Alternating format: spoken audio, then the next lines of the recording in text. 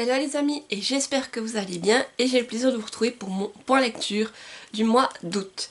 Alors sur le mois d'août, j'ai lu 10 livres et je n'ai eu aucune déception et aucun coup de cœur, donc ça a tous été toutes ces lectures ont été de bonnes lectures pour le coup. Et c'est parti, je vous présente tout ça. Alors j'ai commencé le mois avec Blue Lake, le tome 3, Les tailleurs de runes, d'Amandine Peter aux éditions Explora que je vous mets ici car c'était une lecture en numérique. Donc en fait, pour faire un bref résumé du tome 1, on suit Blue qui vit dans un univers où vous avez des gens qui s'appellent les Hexmeisters et eux ils sont dotés de poires magiques, donc ils peuvent vous aider soit pour préparer des objets ou pour vous soigner tout simplement. Sauf qu'on va dire que dans la société où vit Blue, les gens sont classés il y a des gens qui sont mieux classés que d'autres et elle est vraiment dans une zone qui s'appelle les containers, qui est vraiment mise à l'écart, c'est qu'ils ont plutôt les travaux les plus ingrats à faire et les Hexmeisters ne viennent pas ici bien entendu. Blue, son travail c'est en fait d'aller nettoyer les canalisations parce que si vous voulez quand on fait de la magie ça génère des déchets et ces déchets on les jette dans les canalisations, sauf qu'au bout d'un moment il y a des bouchons qui se forment et le travail de Blue du coup c'est d'aller dans les canalisations pour aller enlever ces déchets magiques pour pouvoir libérer les conduites. Tout se passe bien dans sa vie, elle déteste les Hexmeisters au passage, mais tout va bien jusqu'au jour où elle va tomber sur un déchet magique qui n'est pas habituel. Et suite à cela, il y a un Hexmeister qui va venir la trouver en lui disant que il faut qu'elle l'aide à remonter jusqu'à la source de ce fameux déchet magique et de comprendre d'où il vient et pour qui c'est qui a produit ce déchet. Donc voilà, Blue elle n'est pas ravie de travailler avec cette personne, mais elle n'a pas le choix, mais elle se dit qu'elle doit le faire et puis plus vite ce sera fait, plus vite elle en sera débarrassée. Et là va commencer toute une aventure vraiment incroyable. Voilà, donc là pour ce tome 3 j'ai mis la note de 9 sur 10 et je remercie encore la maison d'édition pour ce service presse ainsi que pour sa confiance. Alors franchement, j'ai trouvé ce dernier tome prenant. Je l'ai dévoré et l'autrice parvient toujours à nous surprendre. C'est-à-dire que là, elle nous emmène dans un nouvel univers avec de nouveaux personnages vraiment bien développés. Et c'est une découverte. Franchement, j'ai adoré. Nos protagonistes, ils sont toujours attachants et surtout Blue. Blue, j'adore avec son franc-parler, son humour. Elle a tendance à mettre les pieds dans le plat et elle s'en rend compte 10 ans plus tard, donc ça donne des situations hilarantes. Moi, j'adore ça. Et voilà, ce nouvel univers, ce nouveau protagoniste, j'ai vraiment trouvé que c'était bien amené. Et aussi, on a beaucoup de rebondissements, des révélations, mais pas que. Il y a aussi des complots, des trahisons. Et tout ça, bien entendu, vous ne le voyez pas venir. Donc Amandine Peter, elle est douée pour ça parce que chaque fois, tout au long de cette trilogie, en fait, je me suis retrouvée plusieurs fois sur les fesses parce que je n'ai rien vu venir. Et là, c'est la même chose. Vous pensez quelque chose, mais en fait, nada, c'est pas du tout ça. Et quand vous apprenez quelque chose, vous êtes sur les fesses, comme je vous dis. Et puis, Blue aussi, à un moment donné, elle va devoir faire des choix très durs. Cornéliens, je dirais carrément. C'est qu'elle va devoir choisir entre son amitié, sa morale et surtout son amour. Donc voilà, c'est vraiment hypant. Et le dénouement final, il est bluffant. Il y a de la bataille, il y a de l'émotion. Et franchement, je dois vous dire que quand j'ai refermé ce livre, j'ai eu un petit passement au cœur parce qu'Alice a quitté cet univers, ces personnages. C'était tellement bien fait, j'ai tellement adoré que je le quitte à regret et je vous dis, c'était pas loin du coup de cœur, il me manquait juste un petit quelque chose. En plus, je pense arrêter une saga coup de cœur, mais en tout cas, c'est une super bonne saga d'Urban Fantasy. Donc si vous avez envie d'une saga qui est pleine de rebondissements, qui va vous surprendre, et vraiment, si vous aimez tout ce qui est Urban Fantasy, je vous la recommande à 100%. J'ai également lu La Reine des Neiges 2 en manga. C'est adapté par Harina Tanemura aux éditions Nobinobi. Je vous montre la couverture, elle est magnifique, elle a des petits reflets, je ne sais pas si vous verrez à la caméra. Mais elle est un peu iridescente, c'est magnifique. Et donc là, je ne vous fais pas de résumé, en fait, on est dans l'adaptation du film d'animation Disney, tout simplement. Donc ici j'ai mis la note de 7 sur 10. J'ai trouvé que leur film d'animation il était bien repris, que les dessins ils étaient juste magnifiques et que c'était un plaisir de retrouver tous ces personnages dans un style plus manga. Moi j'ai beaucoup aimé. L'histoire elle est rapide, c'est fluide. Et comme je vous dis, moi ça m'a beaucoup plu. Parce qu'en plus là je l'ai lu pour le chien que j'étais glacée, donc c'était une petite lecture très sympathique. Sauf ce que je peux reprocher, c'est pour ça que j'ai enlevé quelques points, c'est que pour quelqu'un qui a vu le film, ça passe, il n'y a pas de problème. Mais imaginons vous êtes quelqu'un qui n'a pas vu le film La Reine des Neiges avec le manga. Disons que par moment vous vous retrouverez un peu perdu parce que, comme je dis, c'est rapide et il y a certains éléments clés qui sont quand même, je dirais, un peu oubliés, on va dire, ou qui sont passés très très vite. Et vous lisez ça et vous n'avez pas tous les éléments, on va dire. Au bout d'un moment, vous êtes un peu perdu à vous dire oui, mais ok, mais que moi j'ai comblé ça avec ce que je savais du film d'animation, mais quelqu'un qui ne l'a pas. Eh bien voilà, je trouve il manque quand même. Et ça va très vite sur certaines parties, et surtout peut-être les parties les plus intéressantes. Et il manque peut-être certains éléments importants de mon point de vue. Et que si vous ne les avez pas, comme je vous dis, vous n'avez pas eu le film d'animation, je pense que vous vous retrouvez face à des vous vous retrouvez avec des incompréhensions par moment. Et c'est ça qui peut être un peu dommage, voilà. Donc c'est pour ça que j'ai enlevé quelques points en me disant que oui, c'est vrai que moi c'est bon. Mais pour quelqu'un qui n'aurait pas vu le film d'animation, même si je pense qu'il ne doit pas y en avoir beaucoup, il n'aura pas tous les éléments. Voilà. Sinon, comme je vous disais, c'est des dessins vraiment magnifiques. C'est sublime. Et si je vous trouve... Hop. Il y a vraiment un dessin que je trouve sublime, c'est au début. Voilà. Ici. Vous voyez, c'est vraiment magnifique. La scène là. J'ai beaucoup aimé le style de dessin. Des fois, je suis restée plusieurs minutes à regarder une page parce que je voulais voir tous les détails tellement c'était beau. Et aussi, ce qui est bien fait, c'est qu'on reprend, entre guillemets, les chansons. Donc, certaines parties, on ne vous fait pas chanson complète, voilà. Mais vous avez certaines parties de la chanson. Donc, ça aussi, j'ai trouvé que c'était sympathique. J'ai également lu le tome 2 de L'Immortel, les deux carrés de Polybe de Marie Gionnet aux éditions Cadaling. Je vous mets également la couverture ici car c'était une lecture en numérique. Donc ici pour le résumé du tome 1, on suit Anna, une jeune femme qui suit des études et tout ça juge sa vie plus ou moins normale, banale, jusqu'au jour où lors d'une sortie en fait elle va tomber sur des gens qui sont en train d'agresser un jeune homme. Elle va tenter de le défendre et là, les choses ne vont pas se passer comme prévu, on va dire. Elle va se faire attaquer. C'est un homme qui va venir la sauver, sauf qu'il va l'emmener dans un château et puis il va la séquestrer, en guillemets.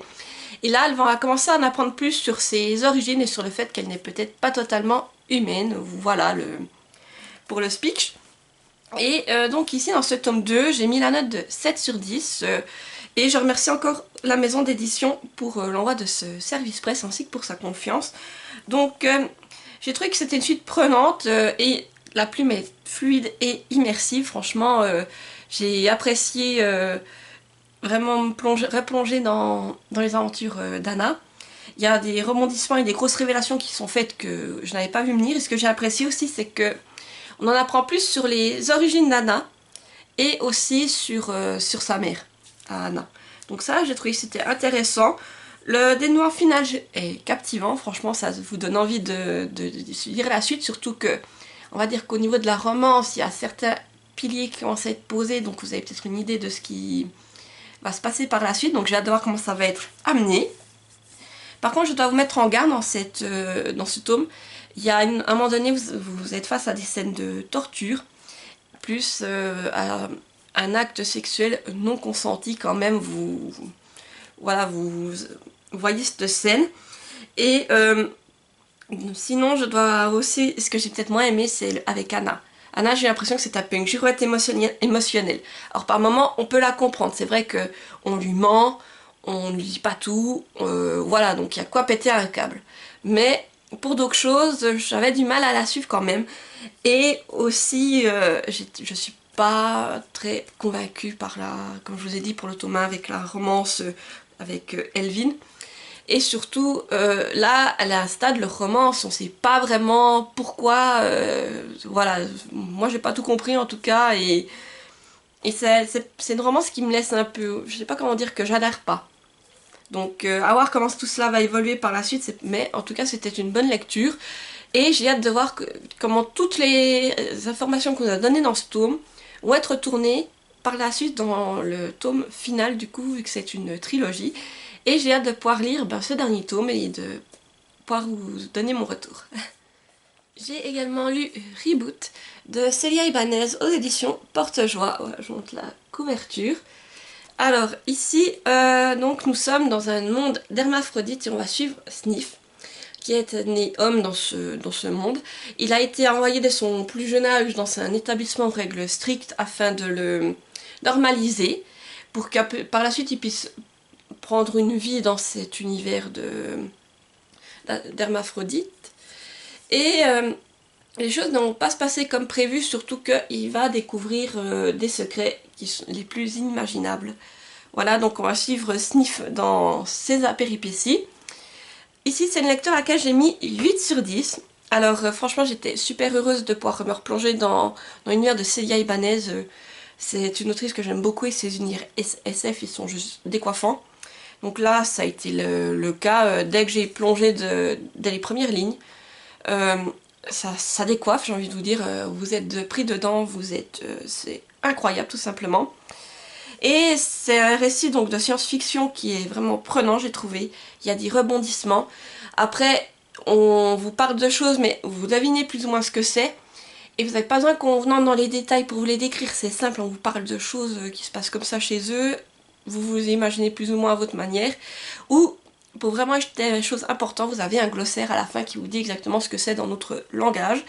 Donc ça, j'ai trouvé que c'était bien fait. Et ce que j'ai beaucoup apprécié, c'est qu'en fait on découvre assez rapidement que l'univers ressemble beaucoup à celui d'H+, et justement il y a des liens qui sont faits avec la trilogie H+. Donc tout ce que je peux vous recommander, voilà, vous faites comme vous voulez, le roman là il se comprend sans avoir le H+, mais pour vraiment tout comprendre avec les liens, parce que ça c'est vraiment super sympa, je vous conseille de lire la trilogie H+, avant, qui est aussi juste incroyable, vous allez la dévorer, et ensuite de lire celui-là. Et je vous jure que là, quand vous ferez les liens, vous vous direz « Ah ouais, c'est juste, c'est juste ». Mais moi chaque fois que je voyais un lien, je me disais « Ah ouais, c'est bon, je me rappelle ».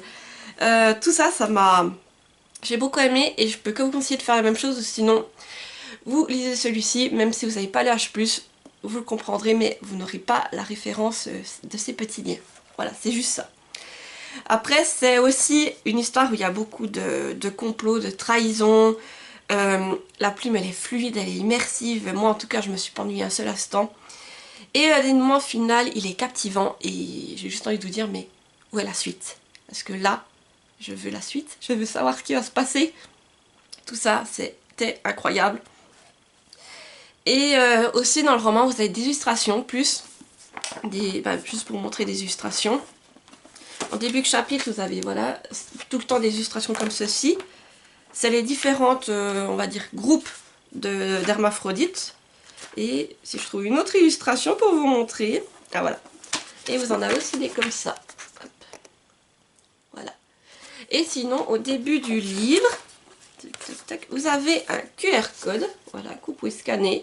Et ça vous emmène vers une playlist. Et à chaque fois, au début d'un chapitre, si vous avez... il faut juste que je trouve, voilà. Ici, vous voyez, vous avez des petites notes de musique avec noté le nom. Ben, vous allez sur cette playlist et vous allez écouter ça. Et ça vous met, vous pouvez lire le chapitre en même temps, ça vous met dans l'ambiance, j'ai envie de dire. Donc j'ai trouvé que c'est encore plus immersif entre les images et le son. Alors moi, je vais être franc avec vous, je ne lis pas du tout. Je lis en silence. Si je lis de la musique, tout ça, c'est impossible. Alors moi, ce que j'ai fait, à chaque fois que je voyais qu'il y a ces notes de musique, je prenais mon téléphone, j'écoutais le morceau. Et une fois que le morceau était fini, je me lançais dedans, sachant que j'avais encore le morceau en tête. Comme ça, malgré tout, j'étais dans cette ambiance de musique. Mais c'est vraiment bien fait, le côté vraiment immersif par l'image et la musique. Vraiment, c'est génial, comme c'est fait. Tout ce que je pourrais lui reprocher, on va dire, c'est que des fois, j'ai eu du mal avec la transition avec certains chapitres. Car dans un chapitre, il se passe tel élément. Et le chapitre d'après, ils sont tout d'un coup en train de courir, en train de faire je sais pas quoi. Et puis il faut... Moi, ça a un peu perturbé tout ça, parce qu'il a fallu que je me remette, on va dire, ce qu'on nous a coupé en tête et me dire ah oui, il y a eu ça, et puis ils sont là.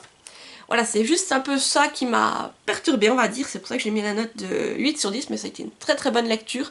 J'ai hâte de lire la suite, franchement, parce que c'était incroyable cet univers. Je me suis régalée. Et on est sur une lecture du coup qui fait un peu moins de 400 pages. C'est écrit grand et assez aéré quand même, voilà. Et moi, comme je vous dis, je l'ai bouffé et là, ben, j'attends la suite parce que, vu comme ça se termine, mais c'est pouf, vous en prenez plein la figure. Et là, ben, vous avez envie de savoir ben, ce qui va se passer par la suite, tout simplement. Donc, très bonne lecture si vous aimez la science-fiction. Foncez, et comme je vous dis, si vous avez envie de vous lancer dans la saga H+, entre deux, allez-y, c'est vraiment aussi une super bonne trilogie. Et après, vous pourrez lire celui-ci. J'ai également lu Les Enfants d'Aliel, le tome 1, Le Grand Éveil, de Sarah Schneider aux éditions Le Chien qui pense. Voilà, je vous montre la couverture. Donc ici on suit Lila, qui est une jeune fille qui travaille en tant que guérisseuse. Elle a un certain don avec les plantes. Et pour elle tout va bien jusqu'au jour où elle va apprendre en fait qu'une menace plane sur sa terre et que cette menace en fait elle la suit en fait. Car Lila elle possède un don. Et ce don justement pourrait être menaçant pour quelque chose qui la suit. Donc elle va rencontrer un protagoniste assez particulier. Voilà, je ne vous dirai pas qui c'est, ni voilà, pour pas vous spoiler. Et elle va du coup devoir se mettre en quête, devoir partir de chez elle et trouver les autres enfants d'Aliel parce qu'elles sont, voilà, ce qu'elle est, on appelle ça les enfants d'Aliel. Et elle va trouver donc ces autres personnes qui ont un don tout comme elle et ils vont leur se regrouper pour essayer de vaincre cette fameuse menace. Voilà le résumé. Ici j'ai mis la note de 8 sur 10.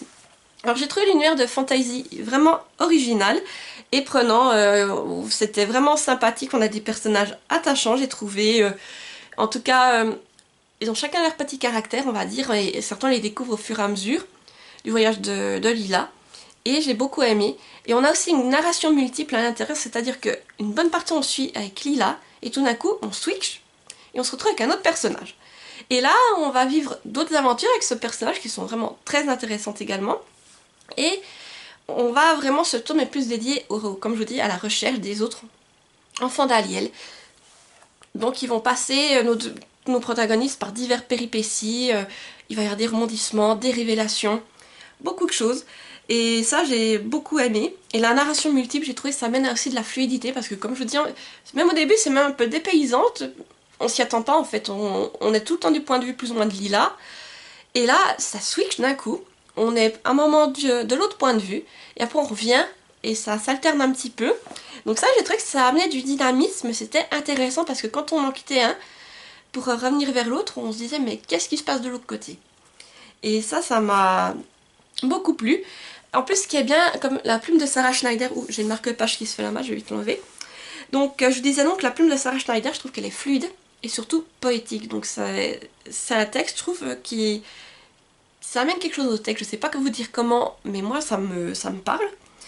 Et tout au long, on a des révélations qui sont faites, on a des rebondissements, comme je vous disais, ça vient petit à petit. Et on sent justement aussi qu'on nous dit pas tout, que le reste viendra par la suite. Parce que je crois que c'est une saga, il y a 5 tomes, donc là on nous révèle déjà certaines choses, mais pas, on sent qu'on va pas en profondeur, on nous dit ce qu'on doit savoir, et le reste viendra par la suite. Mais en tout cas, j'ai beaucoup aimé. Tout ce que je peux reprocher, c'est vrai que des fois, il y a un peu une certaine longueur. À un moment donné, nos protagonistes, ils voyagent. Donc là, ces passages, j'ai peut-être un peu moins apprécié parce que je trouvais peut-être un peu plus long. Mais la fin, comme ça s'est déroulé, c'était captivant. Et franchement, j'ai hâte de voir comment les choses vont s'enchaîner maintenant, étant donné qu'on a plusieurs protagonistes ensemble, comment tout cela va s'enchaîner, et surtout, qu'est-ce que cette menace va réserver à nos protagonistes par la suite. Donc là, c'est vraiment... j'ai beaucoup aimé, et j'ai hâte de me lancer dans la suite, en espérant que, cette fois, vu que les bases, on va dire, sont posées aussi, je pense que dans ce tome, on nous posait vraiment les bases de l'univers pour qu'on comprenne tout, et... je pense que la suite risque d'être plus palpitante. Et aussi, ce que j'ai beaucoup aimé dans ce livre, c'est qu'à un moment donné, on a un passage qui est juste merveilleux. On a un personnage que j'ai adoré. Je peux pas trop vous en dire pour pas vous spoiler, mais j'ai vraiment un personnage, on voit brièvement. Et il leur révèle des choses à Lila et aux autres personnes qui sont avec elle. Et franchement, j'ai beaucoup apprécié ce passage et voilà. Donc si vous aimez tout ce qui est un peu fantasy, un peu plus jeunesse, je pense que ça vous plaira. Et moi en tout cas, je vais lire la suite et voir ce qui va arriver à Lila et ses amis. Donc là on est sur une lecture qui fait environ 360 pages, c'est écrit quand même assez grand. Si je vous trouve un début de chapitre, ce serait bien. Là. Voilà, regardez, c'est quand même... Voilà, moi en tout cas, j'ai lu assez vite ce tome et comme je vous dis, j'ai hâte de découvrir la suite. J'ai également lu L'Invisible de l'internat Blesswood. C'est écrit par Oksana Hope aux éditions Scrineo. Je vous mets la couverture ici car je l'ai lu en numérique. Et donc ici, dans cette histoire, on va suivre Aura et Hayden. Ce sont des jumeaux inséparables qui vont faire leur entrée dans un nouvel internat. Donc eux, ils sont assez solitaires et ils restent pas mal entre eux. Donc voilà, tout se passe bien dès leur entrée dans ce nouvel internat. Jusqu'au jour où ils vont tomber sur une élève, Natacha, qui est invisible. Il n'y a qu'eux qui arrivent à la voir. Et ils décident donc d'aider Natacha et de comprendre pourquoi elle est... Qu'est-ce qui a fait qu'elle est devenue invisible, sauf que en menant leur enquête, il se prévient qu'ils tombent sur un danger qui les menace dans les couloirs de l'école. Voilà. Donc c'est une lecture à laquelle j'ai mis 8 sur 10. C'est un récit jeunesse qui est vraiment prenant. Je me suis vraiment attachée à nos deux protagonistes, ils sont touchants et il est drôle des fois malgré eux, j'ai envie de dire, c'est vraiment sympa comme histoire. La plume elle est simple et fluide, il y a du mystère et des frissons. Moi j'ai frissonné par moments à certains passages en me disant oh là là, qu'est-ce qui va leur arriver. Et au niveau des mystères, comme je vous dis, il y en a vraiment, on apprend beaucoup de choses, que ce soit sur ce qu'a rendu invisible Natacha, ainsi que sur le passé des jumeaux, tout simplement. Et ça j'ai beaucoup aimé. Et surtout, pour dire que c'est du jeunesse, j'ai pas retrouvé, des fois dans le jeunesse, on a toujours un peu ce côté un peu enfantin par moment. Et là, j'ai pas retrouvé ça, j'ai trouvé que c'était vraiment bien fait. Et aussi, que j'ai vraiment pas vu venir certaines révélations. Donc, par moment, j'étais sur les fesses à me dire, ah ouais, ça, j'avais pas vu venir. Et, et puis, on va dire qu'on nous amène beaucoup d'éléments, donc j'espère qu'il y aura une suite pour vraiment nous expliquer plus en détail les éléments qu'on nous a donnés déjà. Parce qu'il y a vraiment aussi du mystère, on se rend compte qu'il y a le mystère en lien avec Natacha et le fait qu'elle soit devenue invisible, mais qu'on a également ce mystère sur les jumeaux. Les jumeaux concernant leur origine, qu'est-ce que faisaient leurs parents, et pourquoi est-ce que eux ils peuvent voir Natacha et pas les autres. Vous voyez, il y a plein de choses qu'on peut éclaircir au niveau des jumeaux et c'est ça que j'espère qu'il sera abordé dans la suite. Et après aussi je trouve ce qui est important c'est qu'on aborde des thèmes importants ici, on nous parle d'amitié, d'entraide, mais aussi d'harcèlement scolaire. Ce sont des thèmes, je trouve que c'est important de parler et que c'est bien fait dans ce récit. Donc moi j'ai bien aimé, comme je vous dis c'est agréable, ça se lit tout seul, je l'ai dévoré, c'est vraiment bien fait. Après moi tout ce que je peux reprocher c'est que j'ai trouvé le dénouement final un peu trop rapide à mon goût. Autant le reste ça va très vite, ok ça allait, mais le dénouement final j'aurais pas été un peu... que ça prenne un peu plus de temps. Et puis que voilà, pour moi c'est un peu trop rapide mais ça reste une excellente lecture et je pense que pour les jeunes ça les fera frissonner, c'est agréable, c'est vraiment super bien fait comme lecture donc je ne peux que vous la conseiller si vous voulez pour donner à vos enfants ou pour vous-même pour passer un bon moment sans prise de tête avec ces jumeaux attachants et surtout se faire comme un peu peur parce que même moi je dois vous dire que par moments j'étais tellement prise avec eux que j'avais des frissons en me disant mais attention qu'est-ce qui va leur arriver, mais vraiment une très très bonne lecture que je vous recommande vivement. J'ai également lu le tome 2 de Lune Ardente, Eclipse de Morgane Ruckraft aux éditions Plume Blanche, je vous mets la couverture ici. Donc si vous voulez, je vous refais vite un résumé du tome 1. Ici nous sommes dans un univers fantasy où c'est que d'un côté vous avez un univers de glace qui vénère la lune et la nuit. Et eux pour... comme animaux de référence, on va dire, ils sont des loups. Et de l'autre côté, vous avez un monde où il fait chaud et ils vénèrent le soleil. Et eux, leurs animaux voilà, ce sont des lions géants. Voilà pour le speech. Donc c'est ce monde de glace et ce monde de chaleur ne peuvent pas s'entendre, c'est la guerre. Et là, cette guerre devient assez pénible des deux côtés.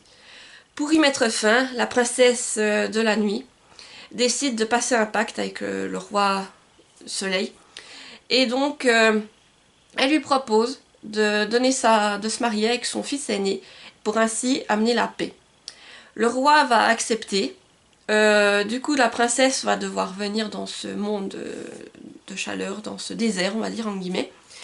Et là, elle va être vraiment traitée comme une princesse bâtarde. On va vraiment lui montrer qu'elle n'a rien à faire là, mais elle s'en fiche car au moins elle a réussi à obtenir ce qu'elle voulait, la paix. Mais disons que qu'elle ne se rend pas compte des complots et de tout ce que cela va impliquer. Voilà pour le résumé. Donc pour ce tome 2, j'ai mis la note de 7 sur 10. J'ai trouvé le récit captivant, on a de nouveaux protagonistes et surtout on nous met en avant de nouveaux peuples. J'ai trouvé que c'était intéressant comme c'était fait. Et puis la narration multiple aussi amène du dynamisme car on suit plusieurs protagonistes à plusieurs endroits. Donc ça c'est intéressant, on va dire, c'est vraiment, moi en tout cas j'ai beaucoup aimé. Et là on découvre en fait de nouveaux enjeux pour ce tome. L'univers, comme je vous ai dit, moi j'avais adoré cet univers, donc là c'est toujours pareil, je me suis régalée au niveau de cet univers fantasy. Et dans le premier tome, j'ai plutôt vu l'univers de chaleur. Là ce que j'ai apprécié c'est de plus être dans l'univers de glace. C'était vraiment intéressant la manière dont c'était fait, ainsi que dans d'autres contrées. Après aussi, bien entendu, on a des révélations. Alors c'est vrai que les révélations, peut-être au début, j'aurais pas pensé à ça, mais quand on nous les fait, arrivé à ce stade de l'histoire, on se dit oui, c'est logique en fait. Et le dénouement final, j'ai trouvé qu'il était poignant et vraiment... c'était très émouvant, mais vraiment bien fait. La plume elle est fluide et puis j'ai trouvé ce qui était intéressant ici c'était qu'on était aussi un peu plus axé sur la mythologie en lien avec cet univers, ce qui était très bien fait. Après je dois vous mettre en garde contre des trigger warnings, il y a dans ce tome, vous avez des combats sanglants et de la torture. Donc de la torture pour vous dire c'est très très bien décrit, que même moi d'habitude c'est pas ce qui me fait me retourner mais là il y a une scène particulièrement où la scène de torture elle était vraiment bien décrite et je vous dis moi j'étais pas bien non plus en la lisant donc voilà. Et puis pareil je vous rappelle que dans le tome 1 il y a un viol hein, au cas où, et pareil ce viol on en parle encore dans ce tome 2 donc voilà, ça y est averti que vraiment c'est des sujets assez forts qui sont surtout le viol. Si vous êtes sensible à cela, renseignez-vous avant de vous lancer dans cette duologie. Sinon, ce que j'ai un peu moins apprécié, c'est que j'ai trouvé quand même certaines longueurs par moment. C'est ça qui était dommage. Il y a tellement... Je trouve qu'on avait un univers tellement étoffé qu'on aurait pu faire tellement... qu'on aurait pu amener d'autres choses que... C'est dommage. J'ai trouvé dommage d'avoir ces longueurs, tout simplement. Et j'ai du mal concernant la cohérence entre les relations de certains personnages. C'est-à-dire que certains personnages, le retournement qu'ils ont, bien que tout d'un coup, comme ils virent, j'ai quand même eu du mal. Voilà ce que je peux reprocher à ce tome 2. Après, c'était une lecture agréable, comme je vous dis, j'ai beaucoup aimé l'univers, c'était sympa. Je me suis régalée avec cette duologie, mais c'est juste que oui, ce que j'ai un peu eu du mal, c'est la relation entre nos protagonistes qui a un peu pêché à ce niveau-là, mais sinon... J'ai vraiment aimé l'histoire, tout ce qu'on a découvert, c'était intéressant. Et si aussi vous aimez la fantasy et que vous avez avec un peu un côté mythologie et quand même des rebondissements, découvrir ces deux peuples, tout ça, allez-y, franchement ça vaut le coup, mais attention au trigger warning. J'ai également lu Frisson Suisse, le vol de l'œuf impérial de Catherine Roland aux éditions Ouzo Suisse. Voilà, je vous montre la couverture. Donc ici on suit Alice. Alice, elle se fait réveiller un matin brutalement parce qu'il y a la police à sa porte qui est venue arrêter son frère. Elle ne comprend rien du tout. On va leur apprendre que son frère est accusé d'avoir agressé un homme chez qui il travaille. Et Alice, elle sait très bien que son frère, il n'a pas pu se faire ça, c'est pas possible. Donc elle va commencer à mener l'enquête avec son ami. Et au fil de cette enquête, ils vont se rendre compte en fait que tout cela pourrait bien impliquer un œuf de Fabergé que la personne qui a été agressée détenait. Voilà. Donc c'est un livre auquel j'ai mis 9 sur 10, donc je remercie la maison d'édition pour l'envoi de ce service presse ainsi que pour sa confiance parce que les Frissons Suisses c'est des petites lectures que j'adore qui sont toujours très sympas. Et là, ça, pareil, je me suis régalée avec ce tome. J'ai trouvé le récit prenant. Les personnages sont attachants, surtout Alice, j'ai beaucoup aimé son côté un peu sensible d'un côté, mais et courageuse de l'autre parce que elle voulait à tout prix pouvoir libérer son frère. Elle avait cette motivation de savoir que c'était pas lui, elle était prête à tout pour trouver les preuves pour l'innocenté. Donc ça, j'ai trouvé que c'était vraiment bien fait. En plus, vous avez des illustrations dans le récit qui sont superbes et immersives. Et ce tome m'aura permis d'en apprendre un peu plus sur les œufs de Fabergé, sur leurs origines, pourquoi est-ce qu'ils ont été fabriqués, ces choses-là. C'était vraiment intéressant. Et le dénouement final, j'ai trouvé qu'il était captivant, tout simplement. Ça se lit très vite. C'est une plume qui est aussi simple et très fluide. Donc comme je vous dis, vous enchaînez les pages, les chapitres. C'est très bien fait. Vous suivez l'enquête d'Alice et de son ami. Vous allez voir ce que ça va les mener. Vraiment, c'est simple, mais ça fait le taf. Et là, donc, on est sur une lecture qui fait une centaine de pages. Donc, vous voyez, pour les enfants, c'est assez agréable. Et comme je vous dis, vous avez des illustrations tout du long qui sont si sympathiques, réalistes, qui vous mettent dans l'ambiance. Et c'est écrit grand et aéré. Donc, vraiment, c'est très sympa pour la jeunesse, mais également pour nous, personnes plus vieilles. Mais moi, je me suis régalée avec ce tome. Et pareil, j'adore cette saga de jeunesse. Et j'ai hâte de pouvoir en lire d'autres. J'ai également lu La Louve originelle, le tome 1 de Marie-Bénédicte Kulig aux éditions La Lys Bleue. Donc je vous mets la couverture ici. Et je remercie du coup la maison d'édition pour l'envoi de ce service presse. Donc pour faire un bref résumé, on suit April qui suite à un tragique accident se retrouve orpheline. Elle va donc quitter l'Alaska pour aller vivre chez son oncle dans le Wyoming. Elle va l'aider dans son ranch. Et là-bas, elle va commencer à en apprendre plus sur ses origines et cette part sombre qui commence à grandir en elle. Donc ici j'ai mis la note de 7 sur 10. J'ai trouvé l'histoire intéressante et j'ai aimé la manière dont le loup était mis en avant. J'ai trouvé ça très très sympathique. L'intrigue se déroule rapidement et April, comme je vous dis, elle va commencer à en apprendre plus sur ses origines ainsi que sur cette part sombre qui l'effraie depuis un certain temps et qu'elle ne sait pas ce que c'est. Donc voilà, c'est ça, je trouvais intéressant la manière dont c'était fait. Le dénouement final, il est prenant et bien entendu, il y a beaucoup de péripéties, c'est agréable. Et aussi, je trouvais que la plume a été simple mais efficace, c'était tout ce qu'il fallait, on est pris dedans. Moi, ça m'a beaucoup plu en fait, c'est une histoire simple où c'est que, voilà, il y a du fantastique, vous vous en doutez, hein, étant donné la couverture. Et j'ai beaucoup aimé la manière dont c'est fait et le dénouement final, disons que vu ce qui s'y passe, j'adore comment va être amené le tome 2, surtout que là, comme April, on apprend beaucoup plus sur ses origines et d'où lui vient cette part sombre et disons elle va devoir aller... Oui, je peux pas vous en révéler trop, disons, donc elle va devoir aller avec un certain peuple et ça j'ai trouvé aussi intéressant. Ce que je peux reprocher dans cette lecture, c'est que j'étais déstabilisée par la rapidité de certaines scènes, c'est-à-dire que ça va très très très vite. Et concernant le personnage d'April, des fois, par ses sautes d'humeur, je trouvais que c'était un peu... Je comprenais pas vraiment pourquoi tout d'un coup est-ce qu'elle a ses sautes d'humeur comme ça. Et la manière dont elle prenait des décisions précipitées, ça peut aller avec son côté adolescence, ok. Mais des fois, quand même, on se disait oui, ok, tu sais qu'il faut pas aller là, mais tu vas quand même. Voilà, j'avais un peu du mal avec ça. Et sinon, ce que je peux aussi juste vous dire, c'est que dans le texte, j'ai relevé quelques coquilles. Alors, j'ai pas tenu compte de ça dans ma note, mais juste que vous soyez au courant, il y a des coquilles au niveau de la syntaxe. Alors, des fois, certaines phrases, j'ai dû les relire plusieurs fois en me disant, mais je comprends pas. Et après, juste en changeant un mot, vous dites, ah oui, c'était ce mot-là en fait, pas celui-là. Mais sinon, c'est pas plus perturbant que ça dans la lecture, mais juste ce que j'ai relevé. Mais c'est vrai que moi, c'est plus ce qui m'a fait enlever des points, c'est ce fait déstabilisé par certaines scènes qui étaient trop rapides à mon goût. Et surtout, des fois, April, avec ses décisions que j'avais du mal à, même si c'est une adolescente, tout ça, à me dire, ouais, elle prend cette décision, elle fait comme ça. Oui, je pense qu'il y aurait d'autres moyens de faire. Mais comme je vous dis, pour moi, ça faisait le taf. Je pense que c'est une lecture qui est agréable pour un jeune public. Et puis, c'est du fantastique, donc moi, ça me convenait.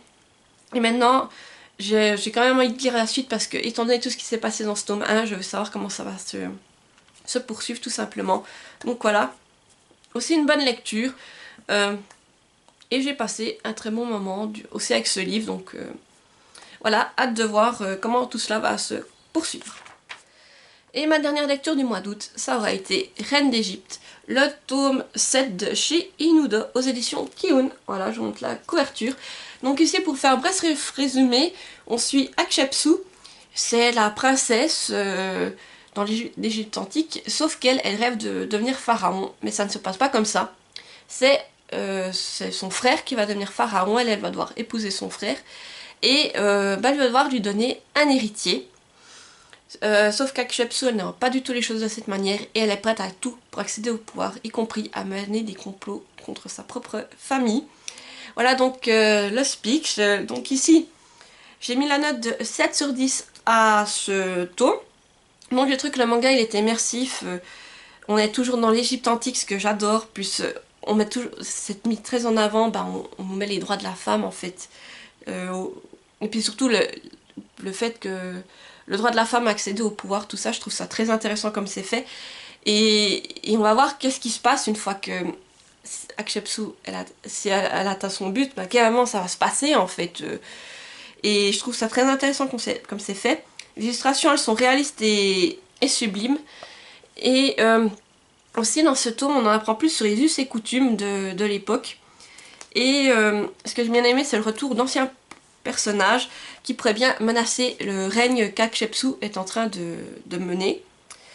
Et aussi, on a des transitions avec un autre protagoniste qui sont faites, donc je pense que tout ça, justement, ça pose gentiment les pierres pour le dénouement final, parce qu'il nous reste 2 tomes avant de terminer ce manga, donc on voit gentiment qu'on commence à poser les briques pour pouvoir construire la suite.